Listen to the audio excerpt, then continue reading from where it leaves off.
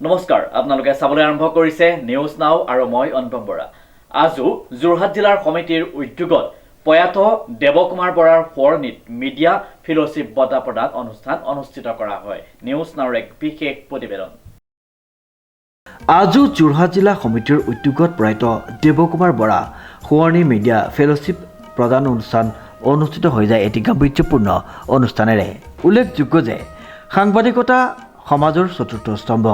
আজি হৈছে সদৌ অসম সাংবাদিক সংস্থাৰ উমৈহতীয়া মঞ্চ। সুস্থ আৰু গঠনমূলক সাংবাদিকতাৰ যোগেদি সমাজখন আগবঢ়াই নিয়াৰ লক্ষ্য আগত ৰাখি আজি যোৰহাট জিলা সমিতিৰ সাংবাদিক কল্যাণ নিধিৰ চতুৰ্থ বাৰ্ষিক প্ৰতিষ্ঠা দিৱস উপলক্ষে দেৱকুমাৰ বৰা সোঁৱৰণি মিডিয়া ফেলোশ্বিপ প্ৰদান অনুষ্ঠান অনুষ্ঠিত হৈ যায়। এই বৰ্ষৰ ফেলোশ্বিপ লাভ কৰে চৰাইদেউ জিলাৰ দূৰদৰ্শনৰ সাংবাদিক নবুল কোঁৱৰে।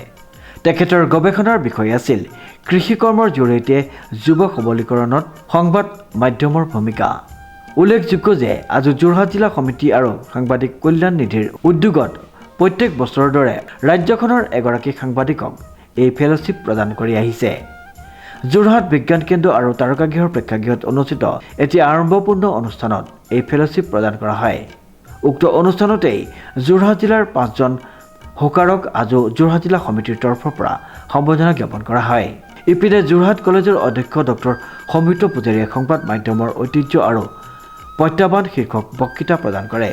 অনুষ্ঠানত কেইবাগৰাকী বৰেণ্য ব্যক্তি, বিশিষ্ট সাংবাদিক, বুদ্ধিজীৱী আৰু সাংস্কৃতিক ব্যক্তিত্ব উপস্থিত আছিল। দেৱকুমাৰ বৰা সোঁৱৰণি মিডিয়া ফেলোশ্বিপ সাংবাদিকতা জগতৰ নতুন প্ৰজন্মক উৎসাহিত কৰাৰ লগতে সামাজিক দায়বদ্ধতাৰ বোধ জগাই তোলাৰ এক গুৰুত্বপূৰ্ণ পদক্ষেপ হিচাপে গণ্য কৰা হয়।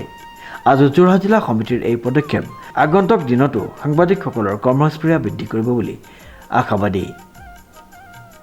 সাংবাদিক সন্থা যোৰহাট জিলা সমিতি আৰু সাংবাদিক কল্যাণ নিধি চতুৰ্থ বাৰ্ষিক প্ৰতিষ্ঠা দিৱস উপলক্ষে আজি যোৰহাট প্লেনেটেৰিয়ামত এক মুকলি সভা অনুষ্ঠিত হয়। এই মুকলি সভাতে আমি 5জনকৈ জিলাখনৰ জ্যেষ্ঠ হকাৰক, বাতৰি কাকতৰ বিতৰকক সম্বৰ্ধনা জনোৱাৰ লগতে আমি দ্বিতীয় বছৰৰ কাৰণে দেৱকুমাৰ বৰা সোঁৱৰণি মিডিয়া ফেলোশ্বিপ প্ৰদান কৰা হয়। এইবাৰ আমি মিডিয়া ফেলোশ্বিপৰ বাবে নিৰ্বাচিত কৰিছিলোঁ চৰাইদেউ জিলাৰ দূৰদৰ্শনৰ সাংবাদিক নবুল কোঁৱৰক। আজি নবুল কোঁৱৰক আনুষ্ঠানিকভাৱে ফেলোশ্বিপ প্ৰদান কৰা হয়। তেখেতে যোৱা 6 মাহ ধৰি কৰা গৱেষণাৰ অন্তত যি গ্ৰন্থ প্ৰস্তুত কৰিছিল সেই গ্ৰন্থ আমাক আজি প্ৰদান কৰে। যিহেতু গৱেষণা গ্ৰন্থখনৰ বিষয়বস্তু আছিল কৃষিৰ জৰিয়তে যুৱ সবলীকৰণত সংবাদ মাধ্যমৰ ভূমিকা।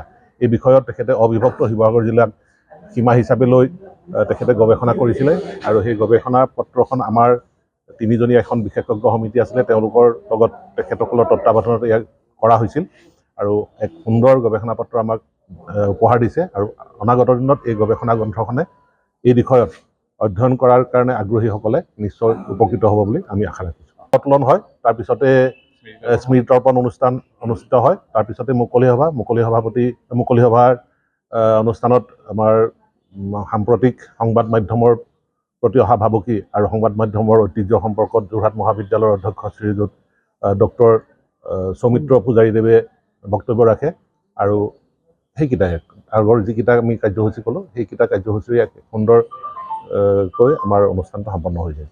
শ্ৰীমন্ত মাধৱ বৰুৱাৰ ৰিপৰ্ট, নিউজ নাও।